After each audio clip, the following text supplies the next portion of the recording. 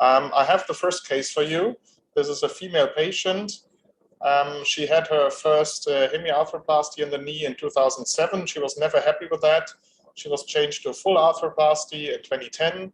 She had some instability of the knee and an early loosening of the implant, and she was changed to a rotating hinge in 2015. She's a very adipose lady. She has a BMI of 48. She has arterial hypertension. She has a COPD. She has obstructive sleep apnea, and she smokes about 10 to 15 cigarettes a day. And she's in constant pain. She takes metabizole and NSAIDs permanently. She is limited in her extensor strength, and she's walking on crutches as she is presenting in our hospital. And these are her X-rays. You see rotating hinge arthroplasty, cemented stems. You see somebody move the tuberositas and try to fix it with screws. And so now this is our first case. And so the question is, what is your routine in these cases? So would you say she's too big and too sick to operate on, and she definitely needs to be sent somewhere else and not my hospital? Or do you say, I do some lab stats and see how her CRP and ESR and white blood cell count is, and that will do for my further diagnostics? Or do you also perform a bone scan, a scintigraphy, and a CT scan for some of these three? Or do you also necessarily perform a joint aspiration for cell count and microbiology? Or do you think you must do an open or arthroscopic sampling? So you should see on your smart devices the question for you to vote on. If you missed the QR code, you can still scan it on the upper right hand of the slide. I see some votes getting in. It's all anonymous. I don't see who is answering what, so feel free to hit whatever you think might be correct. The more people participate, the more fun it will be. Yeah. I hope this is working from the technical side for you.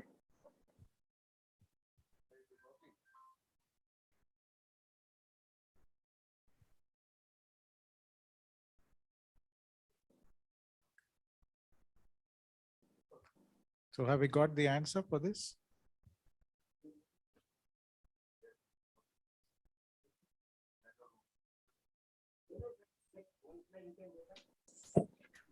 We can't go back. So, okay. 40% stop at the bone scan and scintigraphy. 40% also want to do the joint aspiration, and another 20% say you must do open sampling or arthroscopic sampling. So here's what we do. The lab stats in this case showed a CRP of 10 milligrams per liter and no raised white cell blood count, and ESR was normal. The scintigraphy says signs of loosening, femoral and tibial side. The CT shows that the tuberositas is not healed, and there are signs of loosening of the implant, but there's no malalignment. We always do a joint aspiration in all patients that present with a painful arthroplasty. For us, it's mandatory to do aspiration, cell count, and microbiology. We also do molecular biology and PCR on all our aspirates now. And for open sampling, I'm not really a great fan of that. There's mixed evidence if it's good or not. And so it's not mandatory to do this, but we keep it for those cases where we're not sure and we don't get a clear result from the aspiration. So in her case, the aspirate stays sterile. She has 700 cells per microliter and less than 50% of neutrophils. So all in all, no typical sign of infection except for the raised CRP. So this is the X-rays, just to remind you. And so now the next question is, we go in, we take her into the operating room, and in the operating room, the arthroplasty seems to be some kind of loosened, so it's not falling out of the knee, but you can remove it very easily. The PMMA is not loose as usual, takes a lot of chiseling to remove. There is slimy synovial-like interface membrane, slims everywhere. It doesn't look very good. It has this glassy, slimy touch to it, and the tuberositas, as expected, is not healed at all. So how do you proceed in the operating room? Do you perform a cemented one-stage exchange, cement in cement, so you just leave the old PMMA in there and put a new cemented stem in? Or do you remove all the PMMA, will take you about 1 hour, and then use a new cemented or uncemented total knee arthroplasty? Or are you uncomfortable with the synovial-like interface membranes and stay on the safe side, explant, debride, take samples and do a temporary PMMA spacer? Or do you explant, debride and say, okay, with this tuberositas extension strength deficit, you will be safer with the arthrodesis?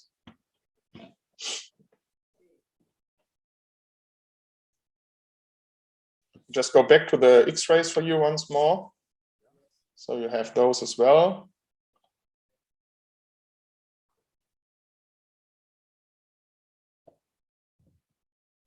So I'm looking forward on your answers.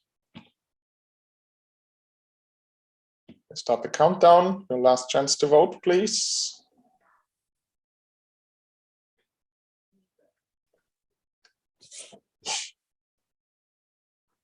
So half of you decided on explant, debride, samples, and PMMA, and the other half decided on either cement in cement or remove the cement and but one stage exchange. So as usual in revision arthroplasty, there's no really right and wrong, but I can tell you what I did. I like safety, so I decided to go with a PMMA spacer. I use titanium rods and I coat them with a PMMA containing vancomycin and gentamicin. And I link these rods in the joint space to make a very stable construct. And I fill the joint space with a PMMA. And then I started her on antibiotics. In this case, I used clindamycin because she had a reaction to cephalosporins in the past. And the microbiology sample stayed negative in long-term culture for 14 days. And our pathologist said it's a type 2 and type 4 synovial-like interface membrane. So that's mixed type, maybe infection, and maybe just wear particles. So you can anticipate my next question. So what would you do? 14 days without growth in the microbiology and mixed results in the pathology. So do you continue your antibiotics for 6 weeks and plan an arthrodesis, or do you continue your antibiotics for 6 weeks and plan on a re-arthroplasty, or do you want to do the arthrodesis right now or the arthroplasty right now, or do you go drastic and say, okay, this has no gain and you amputate, or would you like to refer the patient somewhere else and go have lunch?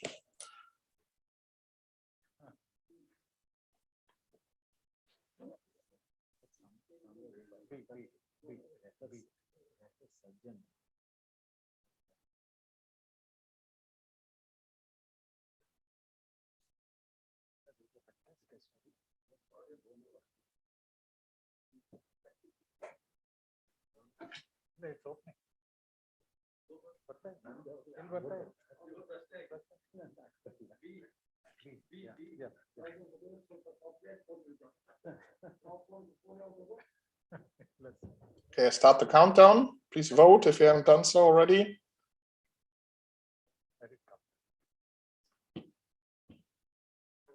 Okay. So half of you decided on continuing the antibiotics for 6 weeks and plan an arthroplasty, and the rest wants to do arthrodesis either after 6 weeks or right away. So if we put all the facts together, we don't really have any sure signs of infection except for the pathologist who's not really sure with the tissue samples. So this is the only hint we had. But I do trust my feeling intraoperatively as well. And if I had the feeling that there was infection when I removed the implant, I tend to go for the long interval as well. So in this case, we decided on safety first and we decided on a long interval. And since we had some time, we decided to create a custom sleeve for the tibial side to address the problem with the non-union of the tuberositas. and make a stable tibial implant. So we made patient-matched implant for the tibia.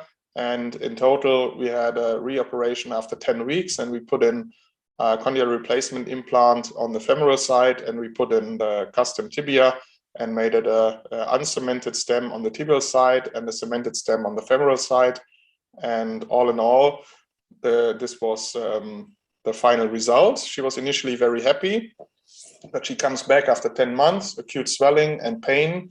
Now the joint aspirate is positive, is 5,000 cells per microliter and 20% neutrophils, which is not typical for infection, but still too many cells. The CRP is raised again, the white blood cell count is normal, and we suspected a reinfection. We did a DARE, the implant was stable. We started her on antibiotics again. The microbiology was again negative and didn't show any pathogens. And currently she has a mediocre outcome. Her extensor deficit is still there, but she can walk using her crutches. She's almost pain-free. But in the end, the outcome is not perfect.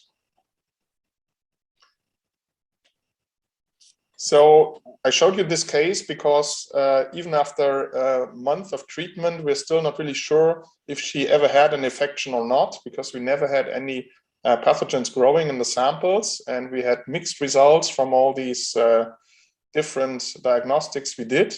And so I want to ask you, what is your most trusted diagnostics in cases of these revision arthroplasties? How do you diagnose infection? Is it your cell count and the neutrophil, the cutoff at 3,000 cells per microliter as the MSIS suggested? Or would you rather use the leukocyte esterase because it's so cheap and effective and you can just use your sticks? Or are you a fan of alpha defensin and use the Sonova Sure? Do you say microbiology is the gold standard? Or would you go with E, always the full picture and all of the above? Start the countdown. So we have the votes coming in.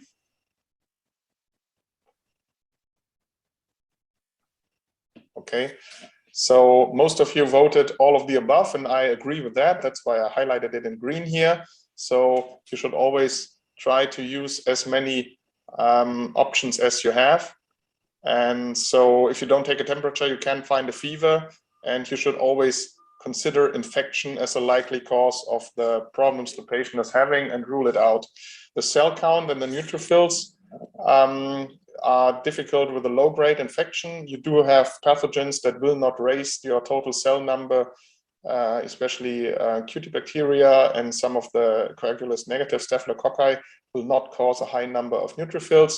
The leukocyte esterase test is actually just a surrogate for the above, and if it's possible to count your cells, it's better to use that. The Sonova Sure is quite expensive, and the sensitivity is not as high as some companies suggest, but the specificity is very good, but you can't fully rely on a negative result. Infection might still be present. And in microbiology, as I showed you in the case I presented, up to 30% of the cultures can be negative. There are certain pathogens you cannot really detect, especially if you're dealing with anaerobic culture. It's hard to do, and the pathogens will die on the way to the lab, and small colony variants will escape the microbiologist, and you need a very long culture, so 14 days of culture should be mandatory. So I would have another case if we still have the time. Is it okay if I present another one? Okay, so this is a male patient. He came to our hospital first in 2014. He also had a medial hemiarthroplasty in 2010. He had an infection in his two-stage exchange in 2012. Then he fell on the knee. He had a loosening and another exchange in 2013, then an early infection, and then a reimplantation of a cemented rotating hinge in 2014, and a reinfection in 2014. And this is the clinical image that he comes with in 2014 to our hospital. So he's quite sick. He has heart insufficiency, renal insufficiency, diabetes, atrial fibrillation. He's on warfarin therapy, currently paused, and on fractioned heparin. He's cardially sick.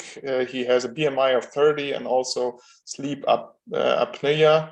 And this is the last antibiogram that he brings from the germs he had, so still treatable from the microbiology point of view. And so the question to you is, what are your options in this case? So you would do a one-stage exchange with plastic surgeon and try to cover the soft tissues. You would remove the arthroplasty that is in place, put in a spacer, and wait for two-stage arthroplasty, arthrodesis. Or would you try to debride and retain the implant and cover the soft tissues and put in a drain because you can't cure the infection? Or would you do no surgery at all, use antibiotic suppression and a wound management, or would you go with amputation in this case? I'm sorry I didn't include the X-rays, actually, because he was referred from an external hospital.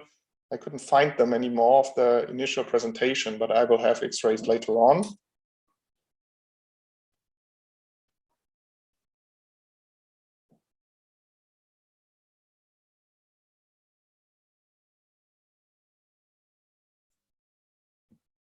So I start the countdown on this one.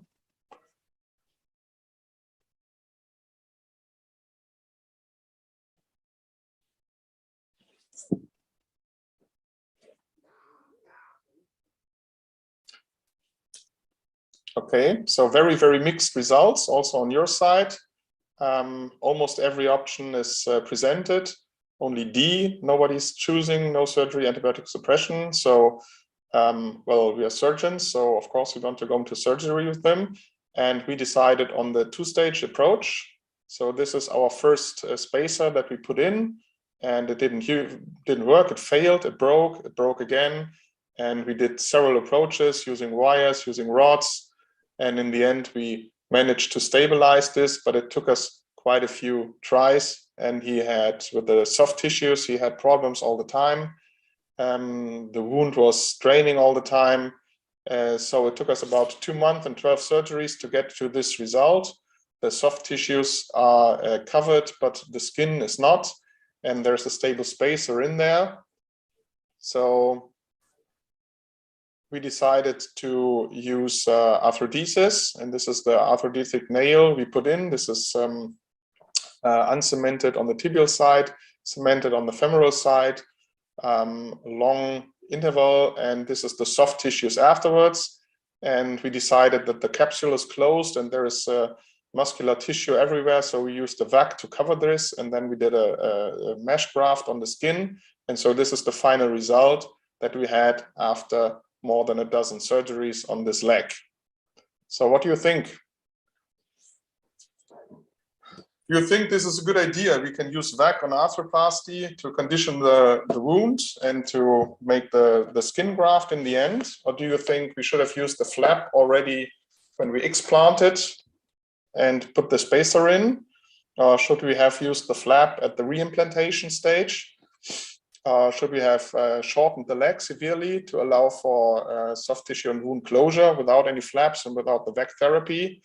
Or do you stick with amputation and say we should have amputated this in the first place?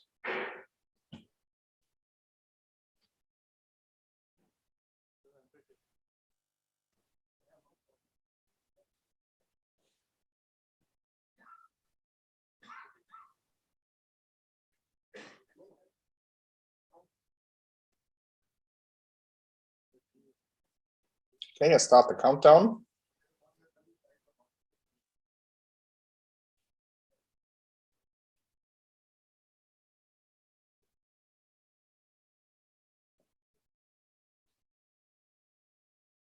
Okay, so quite a few of you agree that our result is acceptable and that we did well and the VAC was good to put on there. And 20% say we should have amputated in the first place, and 20% say we should have used the local flap at the reimplantation. So I will show you what happened with this case. At the reimplantation, from the microbiology point, we had a candida. Excuse me. So we now have a fungal infection of the newly put in implant, and the patient refuses further surgery after more than a dozen surgeries in our hospital. We start him on IV antimycotics for 4 weeks and oral antimycotics for 12 weeks. The soft tissue further healed, but after a few weeks, a fistula formed at the medial tibia. The patient was able to ambulate and to walk with a stick, but in the follow-up x-rays, you see what happens. The implant is not stable. The tibial side goes into the bone, and during the months, it starts going into the ankle joint and into the lower ankle joint, and so there's no stability. And we talked to the patient again and again and told him this is not going to work and he can't walk on this anymore and we need to reoperate, but he refused any surgery. And in the end, we suggested amputation because we couldn't imagine how to save the leg, and he refused surgery. And so this is the state that he ended in. So last question for this is, what do you think? We never should have taken the case in the first place. There was no real chance of success. Or do you say, well, we saved the leg, so we take it as a success for some years?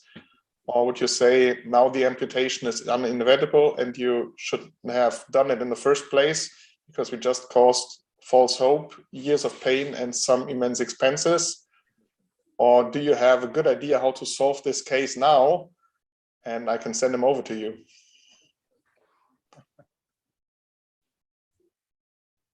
Far trip, I know.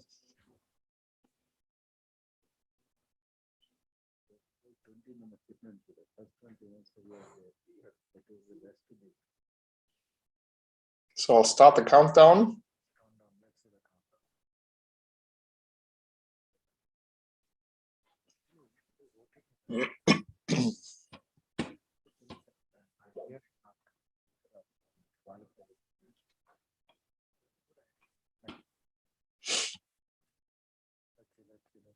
Excellent.